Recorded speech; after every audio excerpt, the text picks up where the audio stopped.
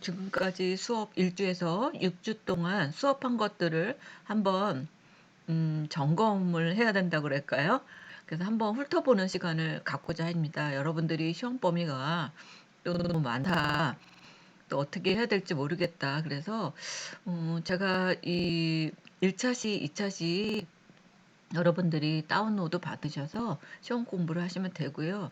그 사이사이 여러분들이 궁금한 것들은 매주 수업한 것들을 참고로 하셔서 여러분들이 중간고사 준비하시면 될 것 같습니다. 그래서 1차 시부터 3차 시 3주까지 1주차에서 3주차까지를 1차 시에서는 설명을 해드리고요.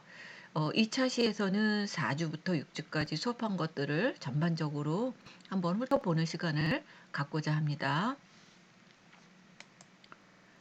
우리가 1주차 때 이 미술이란 생활 속에 녹혀 있는 이 미술이라고 얘기했습니다. 그래서 우리가 미술이 뭔지 그거에 대해서 아마 설명을 해드렸을 것입니다. 그래서 여러분들이 미술에 대한 것들을 다시 한번 이해를 하시라고 이렇게 우리 주변에 눈에 보이는 것을 우리는 미술이라고 하죠. 그리고 우리가 입고 있는 옷, 살고 있는 집, 자동차, 가구, 그릇 같은 모든 생활용품도 저마다 아름다움, 색깔, 독특한 디자인을 가지고 있습니다. 이것 또한 미술이라고도 할 수 있겠죠.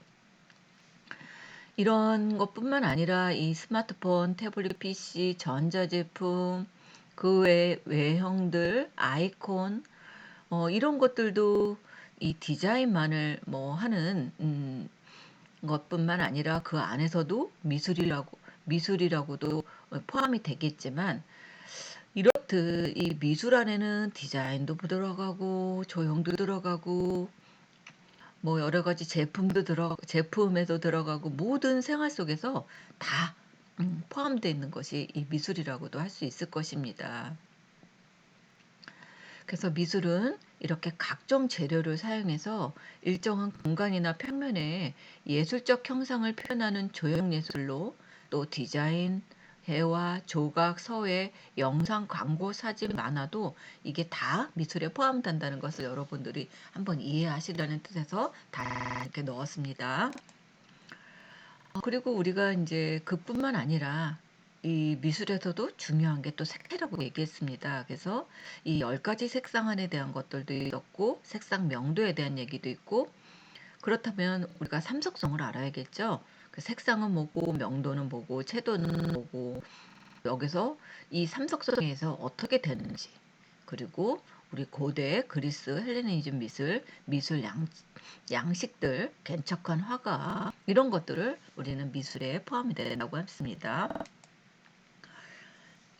또한 이 미술 비평도 우리가 또 포함이 되죠. 작품의 모든 것을 종합해서 얘기하는데 미술 작품 분석에서는 이런 정당성이나 개연성이나 이런 적합성 뭐 이런 것들을 또 우리가 한번 알아봤습니다.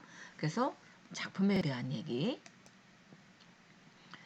또 우리 그 예술가 양식에는 이렇게 표현하는 데는 독창성도 가지고 있지만 또 여러 작품들 사이에서는 유사성들이 존재하죠. 우리는 그것을 양식이라고 합니다. 또 양식에는 이런 개인 양식과 시대 양식 또 이런 시대 양식을 또 우리 이제 유파 양식이라고도 얘기를 하는데 이런 것들을 여러분들이 좀 알 필요는 있겠죠.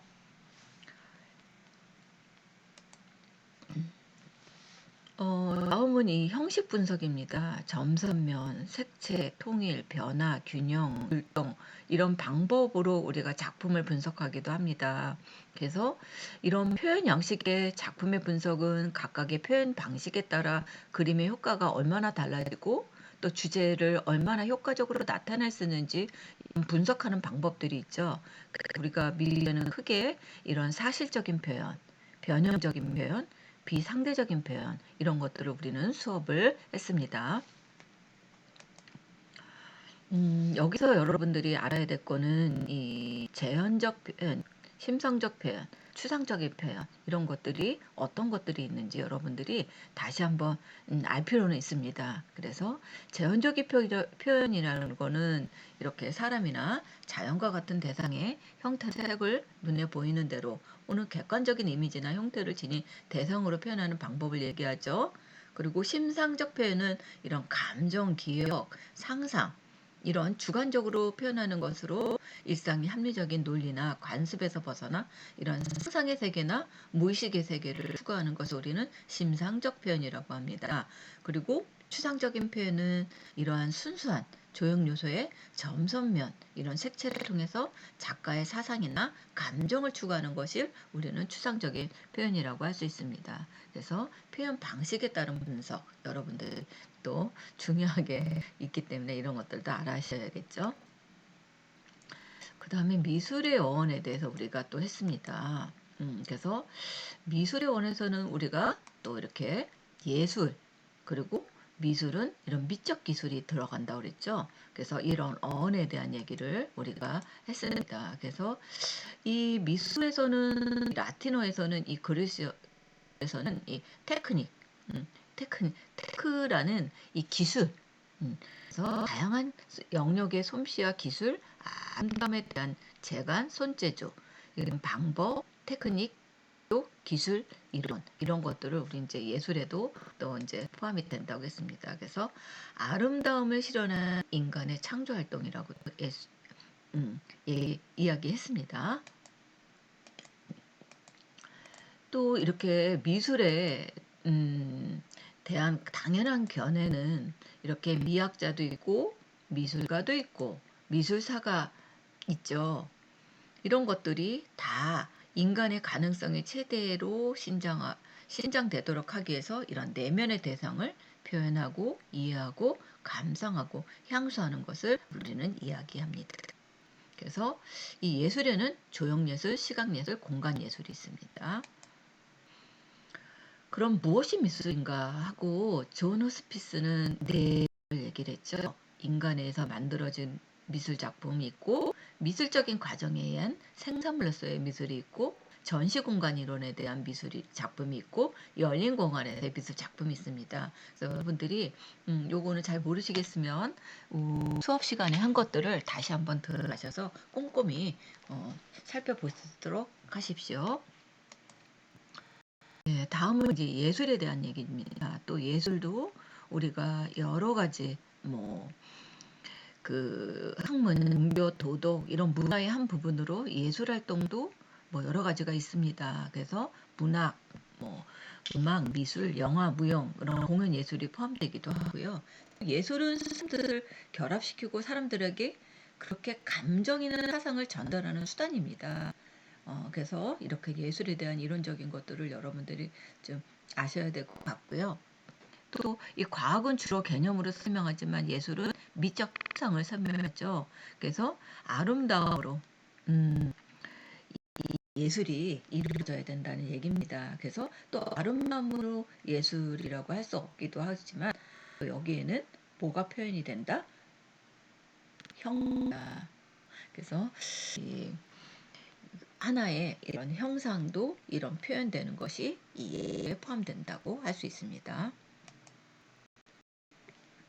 또 예술을 나누어 보면 아이디얼리즘 또는 로맨티즘, 리얼리즘이라고 하죠. 그래서 아이디얼리즘이라고 하는 거는 이 힐에서 이 미는 예술가의 주관적 공상이라고 얘기를 했고요. 로맨티시즘과 리얼리즘을 주장하는 자는 아리스토텔레스입니다. 그래서 미를 자연의 모방 혹은 재현이라고 부릅니다. 그래서 이 대립은 오늘날까지 계속 있는데 뭐가 정답이다 하는 말은 없습니다.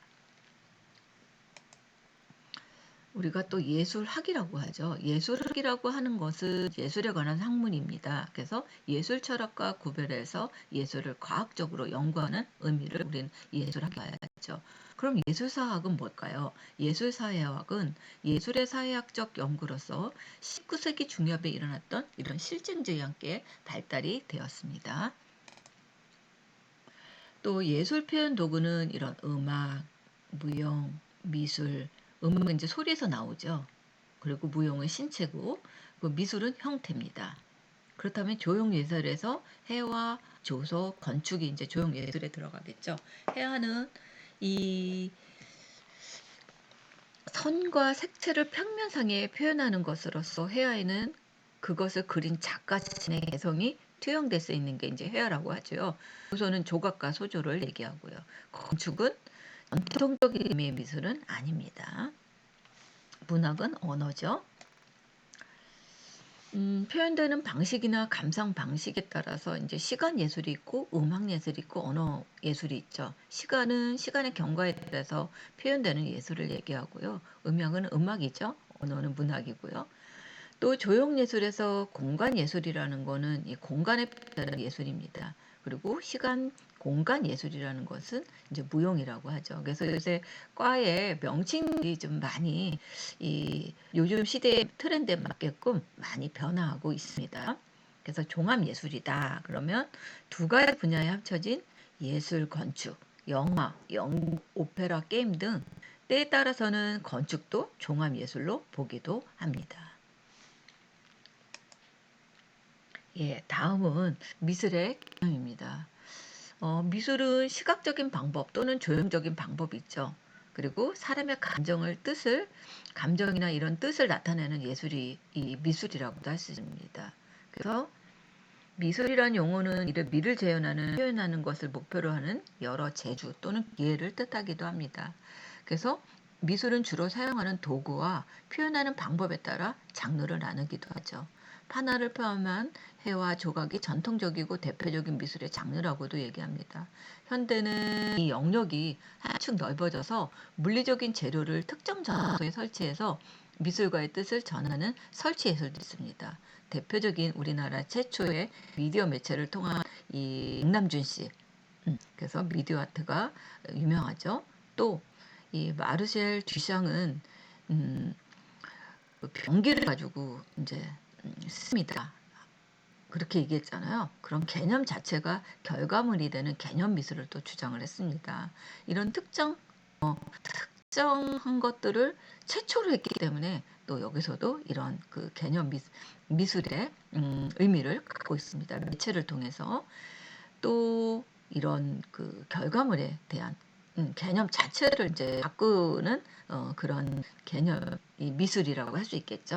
그리고 또 특정 이 풍경이나 장소를 대상으로 하는 이런 장소 특정 대지 미술도 있습니다. 그래서 이런 영역들이 새롭게 넓혀지고 있는 것은 사실입니다.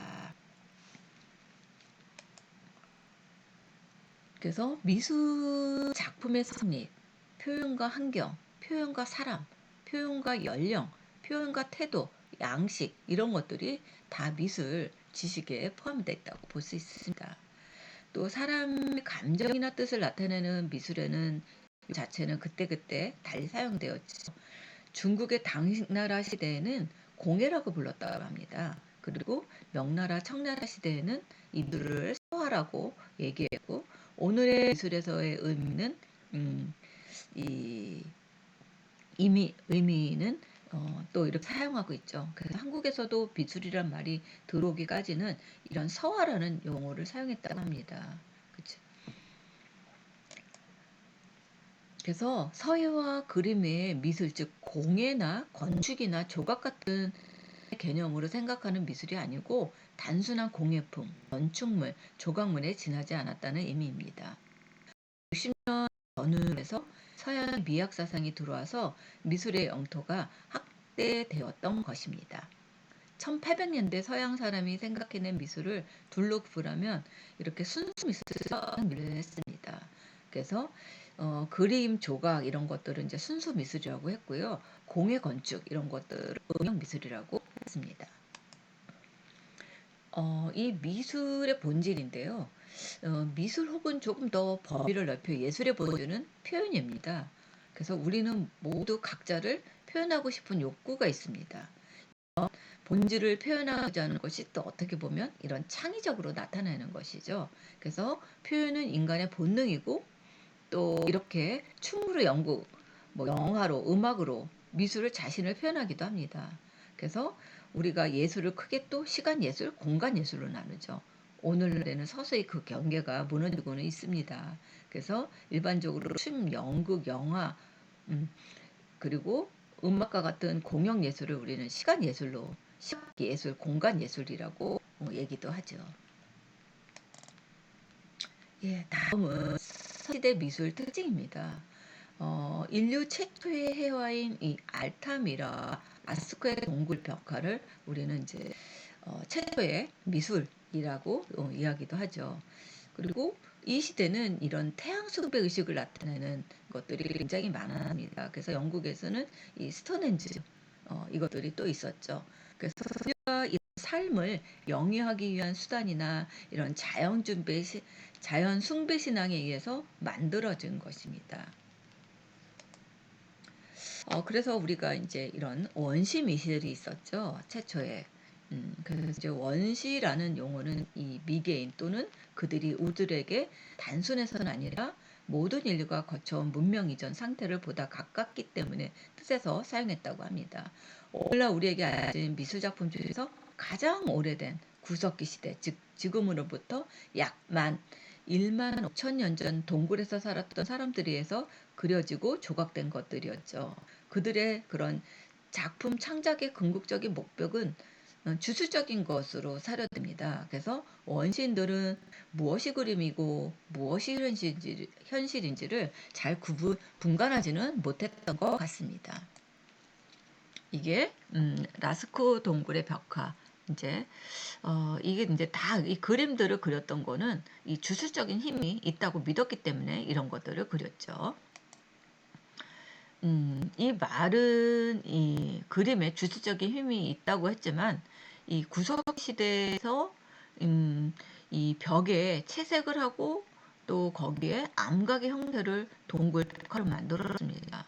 음, 그리고 이 생생하게 실감나는 사실적인 표현을 한 이유는 그래야지 이 동물을 음, 이제 이 당시는 이런 말이나 소나 이런 것이 양식이었잖아요. 그래서 이것들을 그 먹이 수단의 목적으로 썼다는 거죠. 예, 그래서 여러분들 수업 시간에 다 이야기는 했지만, 예. 그래서 구석기 동굴벽화에 나타나는 이런 표현의 그 그림들을 보면 이 원시사회에 있던 선사시대라는 표현을 많이 사용하고 있고요. 이 역사가 기록되기 이전의 시기를 이제 우리는 구석기 동물벽화라고 하는데 기록이 되어 있지 않다고 합니다. 그래서 다 추측을 하고 있죠. 그리고 철학의 역사를 보면 인사회 이런 시원에 해당하는 구석기 시대라고 하고요. 그래서 이거는 이제 그 미술 작품에 난 동굴벽화가 이런 이 암각부조, 환조, 짐승뼈에 새겨진 성각화 이런 것들이 대표적으로 있습니다. 그래서 라스코 동굴벽화와 알타미라 동굴벽화가 대표적으로 있죠. 그래서 동굴벽화는 이렇게 진화를 거듭하면서 아주 나중에는 이런 표현 능력이 뛰어났다고 합니다. 그래서 라스코 동굴벽화와 알타미라의 이 동굴벽화가 이 들소의 모습 이렇게 표현한 방식들이 있습니다. 그래서 이렇게 그렸던 거는 어, 아마 생존을 위한 이 의미였을 것 같습니다. 그죠? 그리고 동굴벽화는 사실 동굴 속에 아주 깊은 곳에 있기 때문에 사람들이 감상하기도 힘들다고 했죠. 그래서 이거는 이 목적이 아마 생존을 위한 그런 의미에서 그렸다고 볼 수 있죠. 네, 이 얘기는 지금 앞에 이야기한 것들이니까 여러분들이 한번 읽어보시고 한번 이해하시면 될 것 같습니다. 그래서 이런 주술적인 희망, 그리고 큰 짐승을 잡으면 몇 줄씩 충분한 고기를 먹을 수 있었기 때문에 이렇게 얘기를 했죠. 이 시대에는 공동체 의식으로 혼자서 잡을 수가 없었죠. 뭐 챙도 없고 아무것도 도구도 없었잖아요. 그래서 사람들이 직접 이것들을 잡아서 생존의 의식을 했습니다. 그래서 뭐 이런 잡는 것들을 아주 구체적으로 그림을 그렸다고 합니다. 그래야지 그렇게 잘 잡을 거라고 믿었다는 거죠. 예, 그래서 이런 생존을 위한 공동체 의식들에 대한 이야기입니다. 네. 그래서 이 하우저라는 이 문학과 인류의 사회는 뭐라고 얘기냐면 구석기 시대 사냥꾼 예술가는 그림을 통해 실물 자체를 소유한다고 믿었기 때문에 그림을 그려서 사물을 지배한다는 힘을 믿고자 했다고 합니다. 그래서 이 지배, 피지배 의식의 형성 이런 것들이 있죠. 예, 이거는 여러분들이 참고로 읽어보시기 바랍니다. 네, 이것도요. 예, 이거를 보여주는 이유는 이 시대에도 이 조각이나 미술이 있었지만 이거는 로셀 지방의 비너스와 발렌도르프 구역의 이 비너스입니다. 그래서 그 지역에서 발견했기 때문에 로셀의 비너스, 빌렌도르프의 비너스라고 얘기하죠. 그래서 그때의 이 비너스들은 다 이 다산의 의미를 가지고 있죠. 예, 왜냐하면 사람들이 많아야지 동물 잡기가 편하지 않습니까? 그래서 이런 다산의 의미를 가졌다고 합니다. 그래서 이것도 읽어보시는데요. 이렇게 그 신석기 시대만 하더라도 이 그대로 묘사하는 것이 아니라 생각하는 것을 묘사하는 표현 양식이 이제 바뀌었다고 합니다. 그래서 좀 그림들도 많이 조금씩 이제 변화하는 것을 알 수 있습니다. 이것도 읽어보시기 바랍니다. 예, 이것도 읽어보시기 바랍니다. 예, 다음은 이 고대 미술의 특징이에요. 이집트는 이 파라오를 중심으로 한 절대적인 왕권과 영원 불멸설에 의해서 피라미드와 스핑크스를 남겼죠. 그래서 이런 조각과 벽화에도 이집트 미술의 특징인 정적인 면, 정면성을 볼 수 있습니다. 그래서 이집트의 이런 절대왕권에 대한 자연 숭배, 영원 불멸의 믿음을 바탕으로 했죠. 여러분들도 이런 것들도 한번 읽어보시고 바랍니다. 그래서 그림의 특징들을 보면 여기는 정면성을 보고 있죠. 그리고 이 파라오의 마스크에서 신격화된 왕의 권력을 짐작할 수 있습니다. 그래서 이 마스크에서 이 왕의 권력을 짐작하는 이 독수리 여신 네크벳과 호브라 여신의 와제 뭐 이런 얘기도 수업 시간에 설명을 했으니까 여러분들이 한번 읽어보시기 바랍니다. 예, 그리고 이 람세스 2세에게 생명을 불어주는 이 호루스라는 게 앙크라는 기호를 썼다고 했죠. 그래서 생명을 상징하는 이런 신들에 대한 얘기를 해서 오늘날 이것들이 이렇게 남자, 여자 화장실을 의미한다고 했습니다. 네, 다음은 그리스입니다. 예, 그리스도 이 서양 문화 모차가 되었죠. 그리고 조화와 균형을 완벽하게 표현하는 이상적인 아름다움을 추구한 것이 그리스입니다. 그리고 조각에는 이런 인체, 비례에 대한 얘기들을 많이 해서 비너스상을 이뤘죠. 예, 그리스 미술도 이렇게 그 본토에는 도리안 또 이 서양 쪽에 있는 이 이오니아인이 살고 있었습니다. 그래서 이런 것들이 점점 발전돼서 이 문명의 기초를 마련했고요. 또 그리스 미술에 보면 이런 기하학적인 아르케닌 양식이 있고요. 여러분들 요거는 한번 참고로 보세요. 그리고 이 그리스 미술 이런 것들이죠. 그래서 그리스 미술은 크게 전기 헬레니즘으로 나누어 있습니다. 그래서 이런 정기 그리스 미술에는 이런 것들이 있었고요. 후기 미술에서는 이런 것들이 있었고 헬레니즘 미술에서는 이런 것들이 있었다고 여러분들이 한번 알아다. 예, 이것도요. 예, 다음은 이 자연미와 조형미입니다.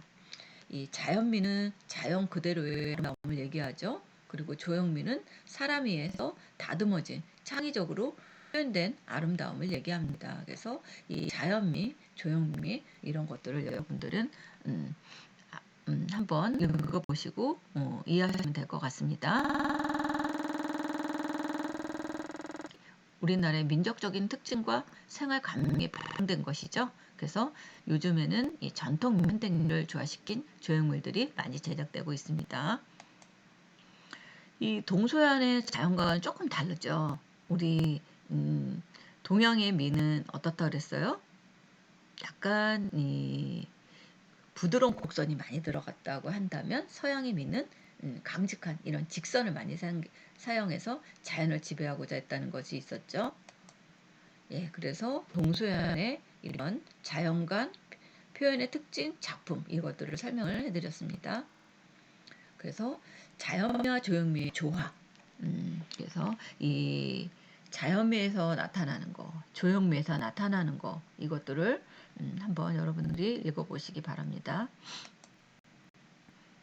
그래서 자연과 조형과의 관계, 또 인간과 자연의 관계, 뭐 이런 것들입니다.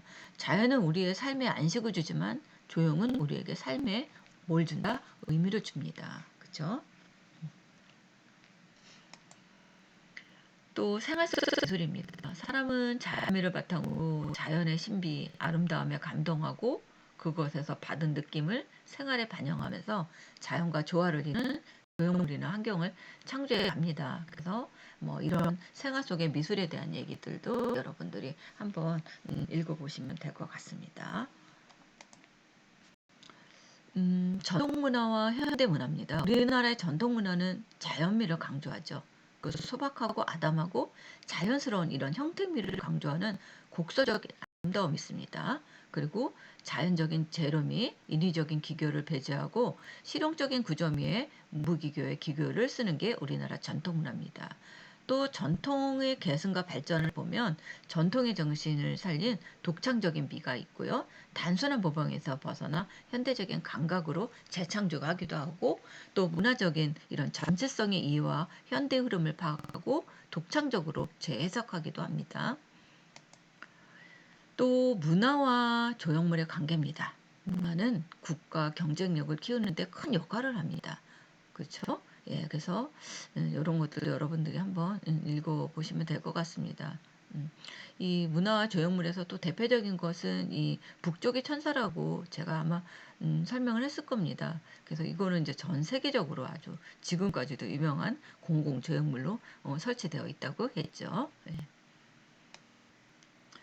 그래서 공공미술과 사회입니다. 이 공공성의 이 시각, 이미지, 시각 문화는 그 시대 이미지를 만들어가고 반영하죠. 그래서 모든 사람들은 일상생활 속에서 미술관에 가지 않아도 다양한 작품과 마주치게 됩니다. 그래서 이 도심 속의 공원이나 학교 담장에 그려진 벽화, 조형물, 뭐 건물 앞에 놓인 크고 아름다운 기능성을 갖춘 거리 가구, 뭐 간판, 뭐 여러 가지들이 다 우리의 삶을 풍요롭고 아름답게 하는 역할을 가지고 있죠. 네, 그래서 공공성, 공익성 이런 얘기가 있습니다. 그래서 공공성은 뭐고 공익성은 뭐냐 그 얘기입니다. 공공미술이란 공공의 장사에 높이고 공공성을 뜨는 미술로서 지향점은 미술을 생산하고 소비하는 주체, 삶과 문화가 담겨 있어야 합니다. 최근에는 이 공공에서 얼마나 이익이 되는가, 즉 하나의 행위 또는 정책이 사회 전체에 얼마나 도움이 되는가에 초점을 준 이 공익성을 추구하는 미술이 많이 등장하고 있습니다. 예, 이렇게 해서 1주차 수업을 마치고 제가 간단하게 얘기를 했지만 여러분들이 이 범위에서 여러분들이 다시 꼼꼼하게 그 시험 공부를 하시면 될 것 같습니다. 예, 수업 마치겠습니다. 감사합니다.